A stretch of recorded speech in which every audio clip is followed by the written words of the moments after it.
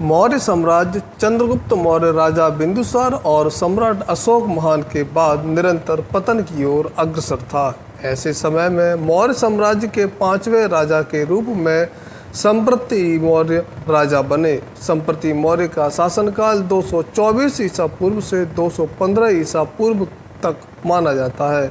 अभिलेखों और पुराणों में संप्रति मौर्य के इतिहास की जानकारी नहीं मिलती है, लेकिन प्राचीन किंवदंतों के अनुसार कुणाल अंधा था, इसी वजह से संप्रति मौर्य को साम्राज्य का सिंहासन मिला। मौर्य सम्राट संप्रति मौर्य जैन धर्म का अनुयायी था।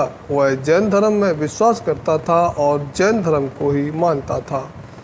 कई इतिहासकारों का मानना है कि सम्राट अशोक के राज्याधीन पश्चिमी भूभागों पर आगे चलकर संप्रति मौर्य ने राज किया था।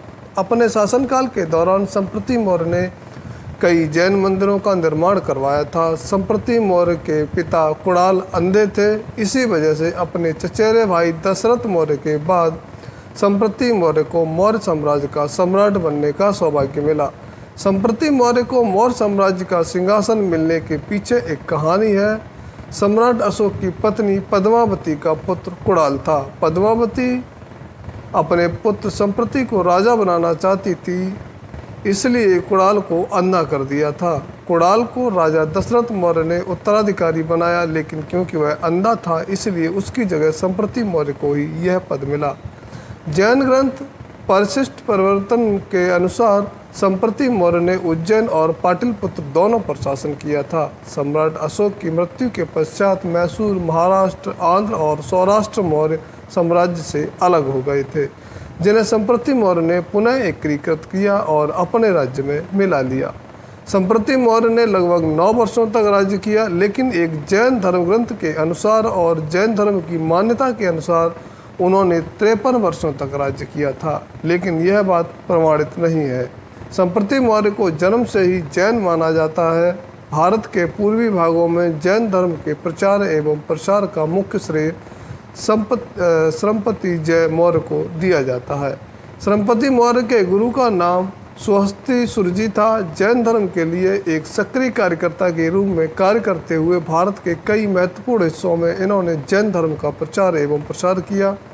साथ ही बर्बर भूमि के यात्रा की और हजारों की तादाद में जैन मंदिरों का निर्माण करवाया, खंडित मंदिरों का नवीनीकरण करवाया और मूर्तियों के निर्माण के लिए आगे आए। अमरदेव सूरी द्वारा लिखित ट्रेजरी ऑफ स्टोरीज में संप्रति मौर्य का उल्लेख किया गया है। मनतुंग सूरी के एक शिष्य मलय प्रभा सूरी जयंती कारिता में करुणा के गुण का बखान संप्रति मौर्य की कहानी के माध्यम से किया है। संस्कृत ग्रंथ संप्रति मौर्य नृपचरित्र के अनुसार में कुछ श्लोक हैं जो संप्रति मौर्य को समर्पित हैं।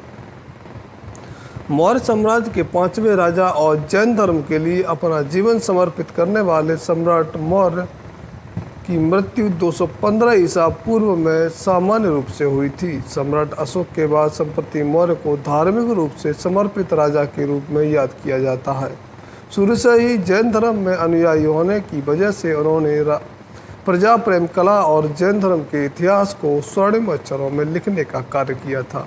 साथियों, ऐसी ऐतिहासिक सच्ची कहानियाँ सुनने के लिए हमारे चैनल को सब्सक्राइब करें और वीडियो को लाइक करना ना भूलें। बहुत बहुत धन्यवाद।